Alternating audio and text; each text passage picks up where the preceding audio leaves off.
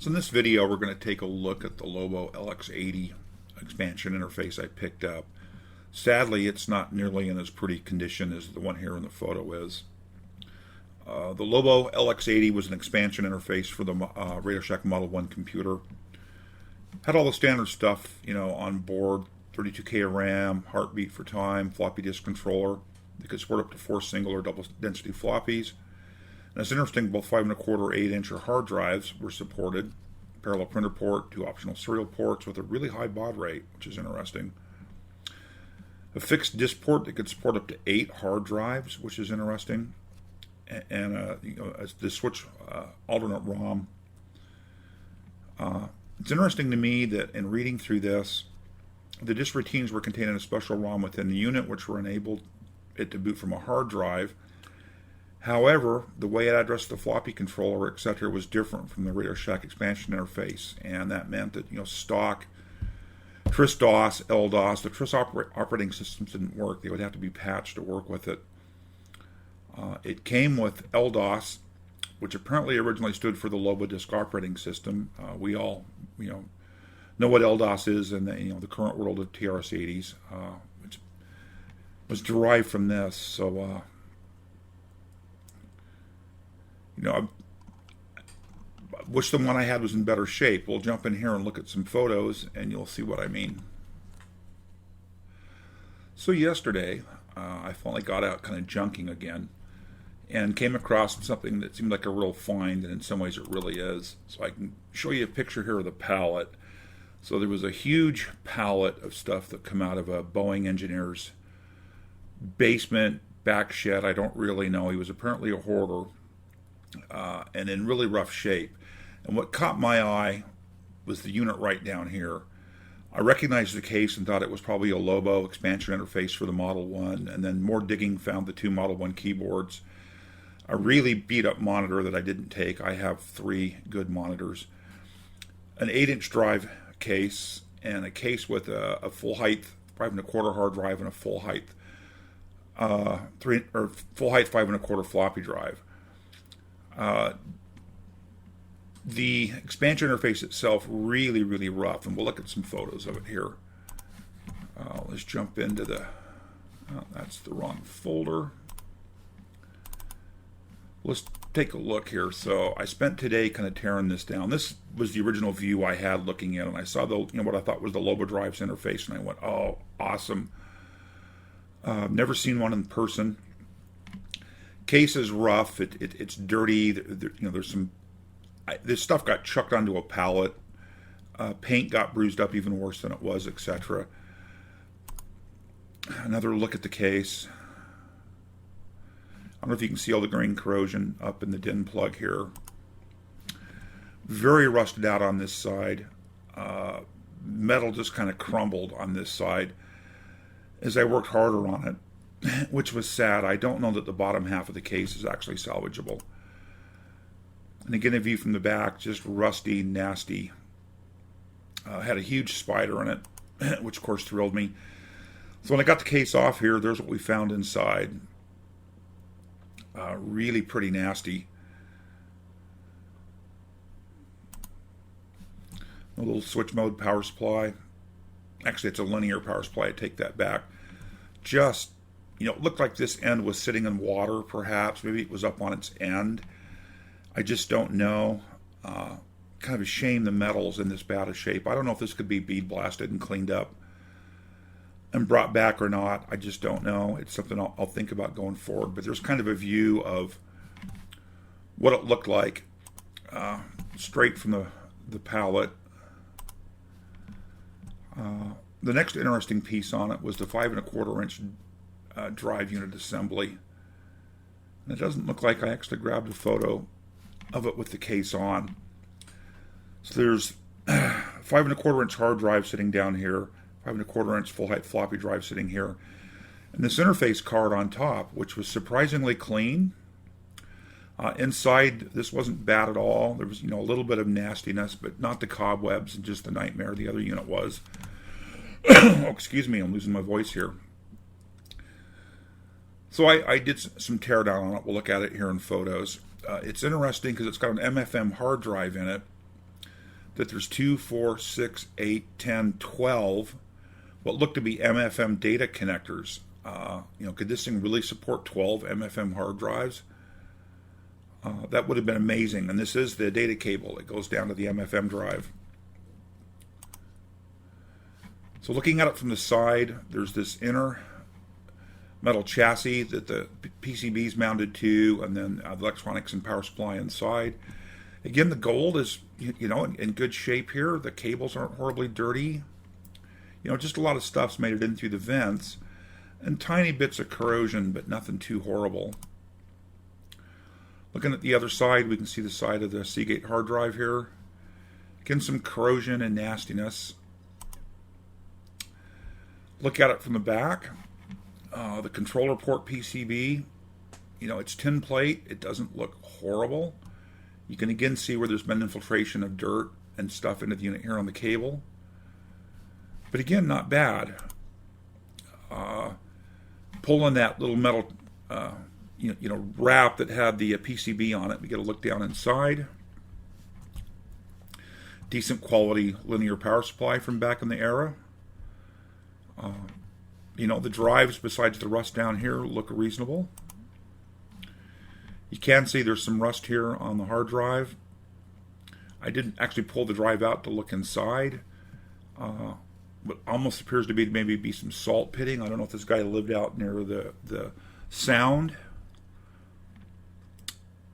Just don't know. Power supply, not too unreasonable. Definitely some corrosion on the transformer, but relatively clean inside. The double stack caps are interesting. Another view of the power supply, kind of from the same angle. Look at the top of the floppy drive. I believe it's a double-sided. Looking at the two connectors here.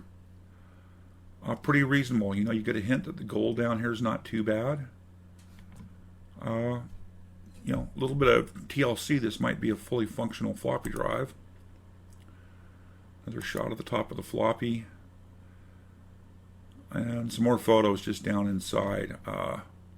AM2901's 31st week of 1980. I assume there's some kind of floppy controllers. Probably more of floppy, or maybe they're hard drive controllers. I don't know. See, again, the gold's very reasonable. On this edge connector, I have not found any kind of manual for this board itself. Not a lot of corrosion down on the traces. Some places where there's bits of rust, I think, on some of the IC leads.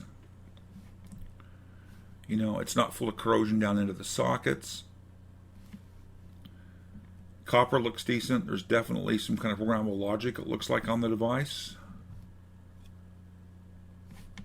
It's got some RAM on it. Just a better look down at those edge connectors. These 10-turn potentiometers look to be in good shape. Some leads kind of turn them black here, corrosion on those leads, but that's probably just can be cleaned up. But there's definitely some corrosion. You can start to see it in places here, and that's very typical of parts this era. This is 9th week of 80, 9th week of 80, 14th week of 80, 1st week of 80. So definitely manufactured first half of 1980, would be my guess. Kind of a view into the data pins here for the MFM hard drives. But again, not looking too bad. And the full board from the top. And that's really the end of those photos. Let's jump into the 8-inch drive. So it's a dual drive bay with 8-inch drives on it. Dirty, definitely. It's had something obviously sitting on top of it, and then just years and years of dust and filth and oil film and stuff have just slowly gotten deposited. I think that'll clean up pretty well. Again, I think this was from just how it was stacked and transported. I was this way when I picked it up. So kind of nasty. Look at it from the back. This line cord, brittle. The prongs are corroded. The top half of this edge connector is solid copper, and the bottom half is where the actual fingers are. And it's just really dirty. I actually think that connector might clean up pretty well. And again, you can just see where it was shielded and where it just stuff has just settled on it. Look down inside. It doesn't look too bad. Again, it's dirty. There's single-sided drives. The stepper motor on this one, the case is rather pitted on it. I did turn the lead screws for the two heads, and they moved very freely. I didn't really feel any issues mechanically. I kind of got the impression, even though they're filthy, these drives may not have a lot of hours on them. I reached through to the little cooling fins in the motors, and the spindle motors spun freely. So that was encouraging. This is the power supply, obviously linear power supply for the two floppy drives. It produces plus 24, plus 5, and minus 5. You know, not too bad. You can see kind of the pitting and corrosion on the one stepper motor body here. Looks to be a different style from the one over here. The case here looks to be split. Just another view down in, you know, it's pretty reasonable for what it is. You know, a lot of rust on the transformer.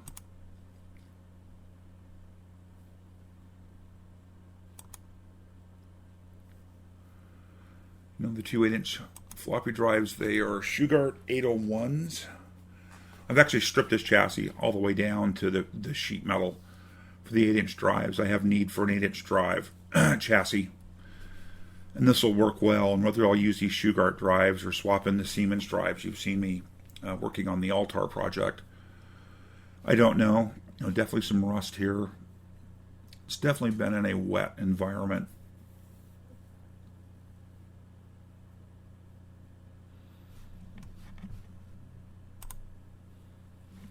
Look back at the power supply. I actually have an identical power supply to this. Actually, no, I have a larger power supply than this that I'm currently using to power my 8-inch floppies.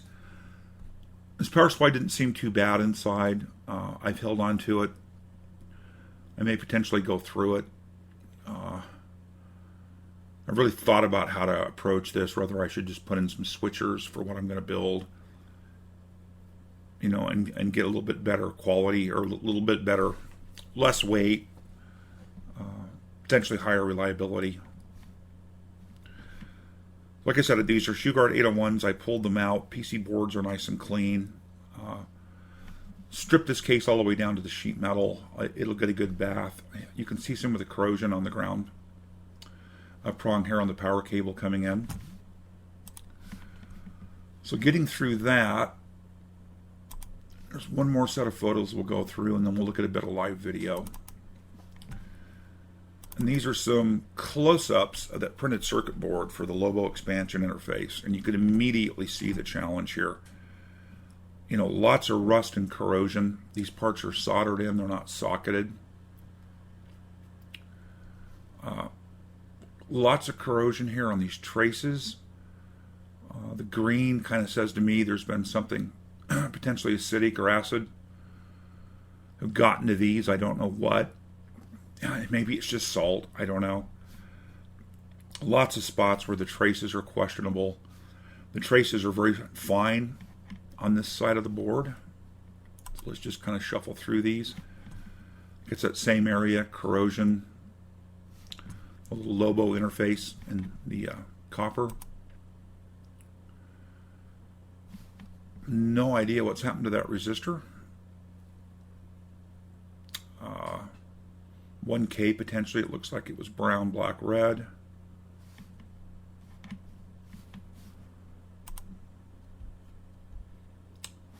Bodge wire here. It's definitely been wet down on this corner, which is consistent with all the rust on the case.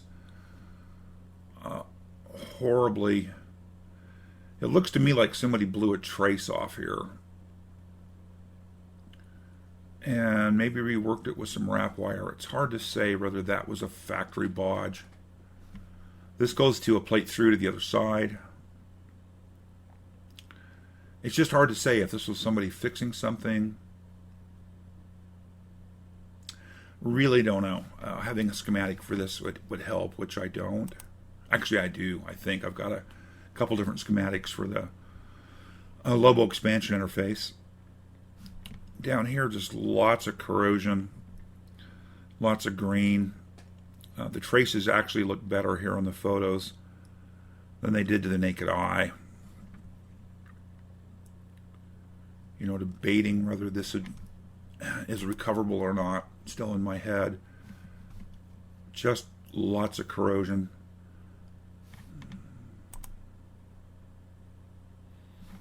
So apparently the LOBO interface could either use the ROMs inside of the Model I or have its own ROM.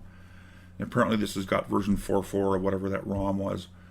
That might have the hooks in it for the hard drive and that kind of stuff. I just don't know. Again, documentation's been really difficult to find. The, of course, 16K DRAMs. Again, very corroded pins. They're mismatched. At least these are all TI across the top, and these are National Semiconductor down the bottom, 5290s.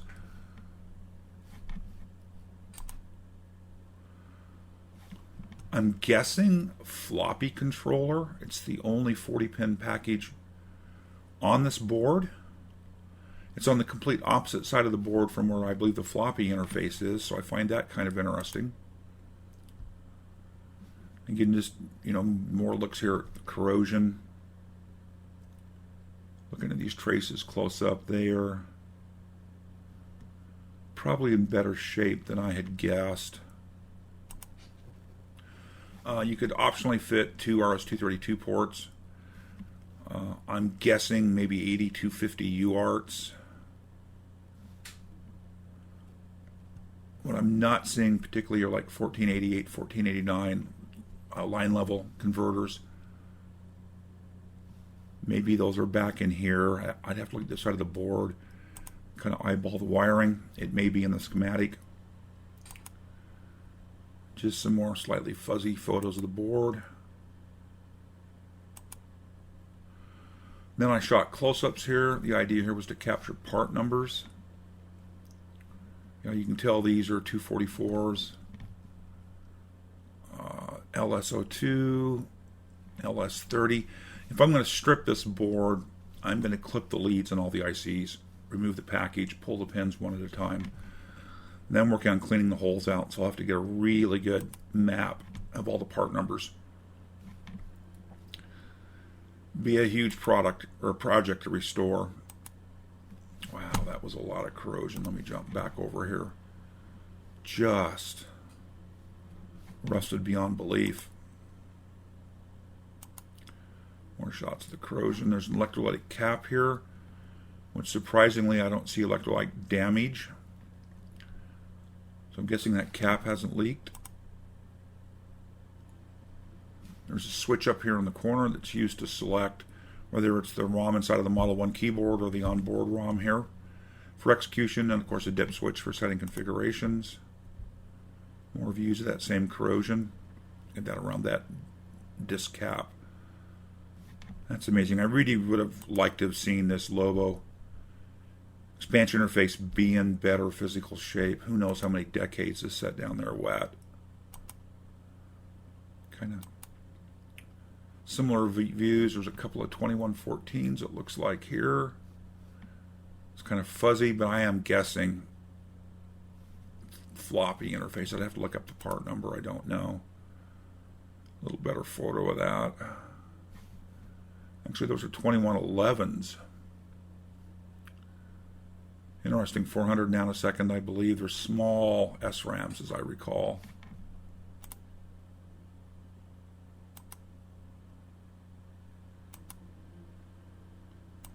I seem to be looping on the same set of photos, and I'm confused by that.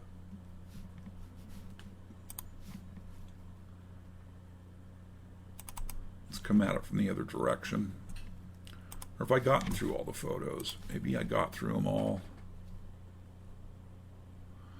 There's some interesting things on the back side of the PCB that we'll take a look at in the video that'll be coming up here in just a second. So hopefully you enjoyed this little view with the photos and the stuff, and let's jump into the video and take a kind of more detailed look at the Lobo PCB. So this is the PCB for the Lobo Expansion Interface for the Radio Shack Model I. Obviously I removed it from the case it was in. The bottom of the case was so rusted it just kind of crumbled in my fingers. I don't know that it's salvageable. I really don't think it is. There's just so much rust. Top of the case was more reasonable. I think it could be salvaged and actually turned back into a pretty good looking case top. This board is rough, and that's kind of being kind. Let's start to take a look here. I don't know if you can see the rust on the pins of the two ICs there. You should be able to. Lots of corrosion and rust. These parts are, of course, soldered directly to the board. Lots and lots of corrosion. There's an EEPROM in here, version 4.4. I know the board could run either the internal, the internal ROMs in the Radio Shack Model I keyboard, or it could run an alternative ROM, which is what that is. We've got 32K of DRAMs here. There's 16K by 1. Getting in here and looking at light's not really great there. It pins, it's just a lot of rust. Let me see if I can get some more light down in there. So you can kind of see the rust on those pins. Those DRAMs are most likely shot. There's a large Fairchild part up here that I don't offhand know what it was. It had gold pins on it at one time. Some of them may have actually rotted through. The pins maybe broke off. A couple of socketed parts, very rusty. But some of the other stuff I'm concerned with, see if I can find something to point here, are these white scruffs here, which are, there's a lot of it, which almost looks like there's been chemical perhaps spilled on the board. I'm getting a better view of it here through the camera at the moment. Sorry for the shakiness. And it doesn't look like the traces are necessarily gone. That trace probably is, although maybe not. Those traces seem recoverable. There is light silk screening on the board, as you can see, but it's just U numbers. It's not actual device numbers. If I'm going to attempt to bring this thing back to life, I really think the best bet is to remove every one of the TTL chips off of it, completely strip it down to the bare board, clean the board up, go through the board electrically. Again, a lot of green looking corrosion and real nastiness kind of down there in the center. Those traces may be gone. Not sure where the corrosion came from. So I don't know what this came out of beyond the comment was it was a hoarder, ex-Boeing engineer, who just had tons of this kind of stuff in storage. There's definitely a bodge wire there. Tantalum cap, electrolytic, dip switch. That toggle switch is there is for the either onboard Radio Shack ROM on the keyboard or the external ROM on the expansion interface. It'd be nice to get this thing running. Whether that's possible is a whole different question. That little bodge there runs off to the LED on the front panel. So they're pulling up power. And I'm assuming one of the wires is broke off here. And it has, the ground leads broken off, but that's where they're, so the dropper resistor to pull power up to the front panel. There's more just, I don't know what, I have actually cleaned this board. More I have brushed the board off and used compressed air to knock as much stuff off of it as I can. Let's flip the board over here because it gets more interesting on the back side. So the first thing you notice is that board there in the middle with the 3 trimmer pots. That might be a double density data separator. I don't know. It's interesting in that these pins seem to be all that mounts it down onto the main PCB. Let's see if we can get a view up under there. Not getting a great view, sorry. But there's 4 pins there, 5, 6, 7. But look to just be 7 pins that the board was set down on and soldered in place.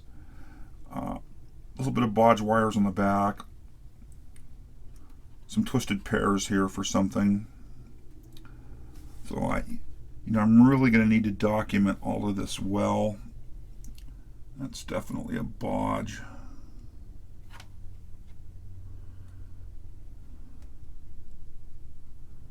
Wow, it's really hard to say exactly what they were doing with that bodge. I did Ira from his TRS-80 website. Actually had a couple of manuals. I did a bunch of searching and found bits and pieces, but he's got the Rev B manual, which has decent schematics in it, which this may be a Rev A board, I really don't know. It's serial number 713, I do know that. It's someplace on the board, and there was the remains of a tag on the case. So the question really becomes, do I attempt to tear this down and salvage it? Get it stripped down to the blank PCB, socket it up, see if we can get things to actually work. It'd be nice to get the expansion memory working on it.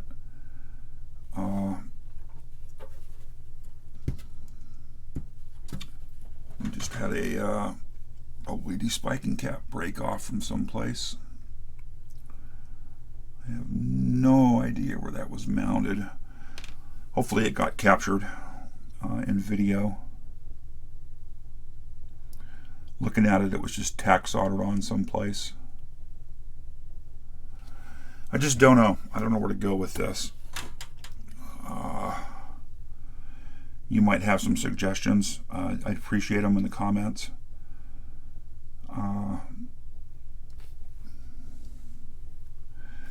I'm assuming this is a floppy controller over here, though I don't know that. Is this, I believe, directly... It's definitely an expansion interface. It's got RAM and the ROM on it and came out of that case. It's got options up here for a couple of serial ports that were not mounted.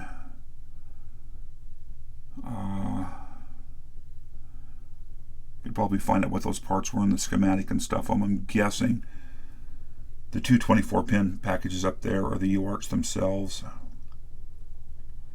Although I don't see anything to do line level translation on there to EIA standards. I just don't know.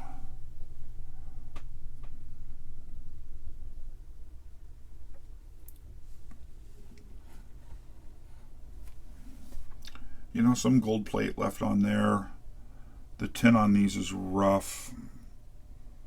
Would probably clean up, but my fear is more just those tiny, tiny traces.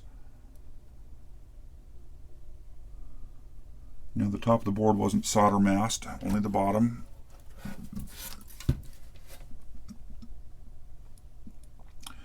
With the solder mask on, it'll make it potentially a little easier to clean up. If I decide to strip this, the way I would do it is high-res photos all over the place so I can get all the part numbers. I would trim the pins off all the packages, pull the body out and throw it away, lift each pin out one at a time, and then come back with a desoldering tool and remove all the solder. I just honestly don't know if this thing has enough in it to come back to life. Guessing this is a floppy connector here based on the fact it's all grounds on one side. and signals on the other, but why that would be so far away from what I take to be a floppy controller over here, I don't know. Again, sorry for the sloppy camera work. I'll have to look that part up. What is it? 88866. 11th week of 1980. Really sad. Of the three pieces I recovered, this was perhaps the most compelling, and it's by leaps and bounds in the worst shape. In the photos we started this video with, you saw the insides of the 5¼ inch case with the hard drive and floppy drive in it, which was in reasonably good shape. There was some corrosion on the hard drive itself, but the electronics looked pretty good. It looked nothing like this. The 8-inch floppy case, I've actually stripped it all the way down to the sheet metal. The drives, I think, are good. They're Shugart 801s, single-sided. I suspect with a little bit of work those drives could come back. The spindle drive assembly was nice and loose. The bearings were good. The stepper motor for the heads, actually moved the heads back and forth when you manually turn it, although the motor housing on the one stepper motor was very rusty. You may have saw it in the photos. Well, I've droned on and on here. I don't know what else I can show you. There's those pins that are coming up through the board. It's an interesting way to add that daughter card on.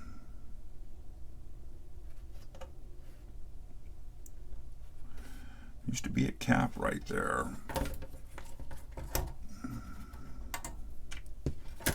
Sorry again for the rough hand camera work. Obviously this didn't, oops, sorry for the jerky motion. This cap obviously didn't come from there. It's got reach like it was across it was probably across something like this on the back side of the board. Just based on, you know, the lead spacing between those, I would guess that's where that was tacked, was someplace behind one of those chips. And there's a whole lot of packages that could have been behind.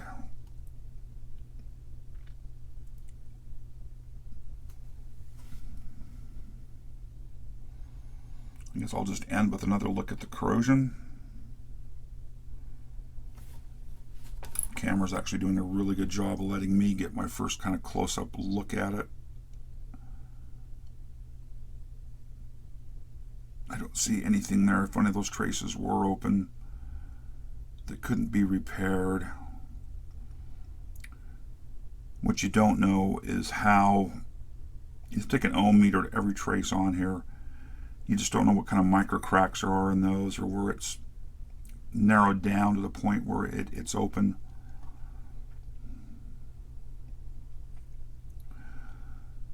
Hard decision what I'm going to do with it. Anyhow, I'll wrap this up here and we'll talk soon.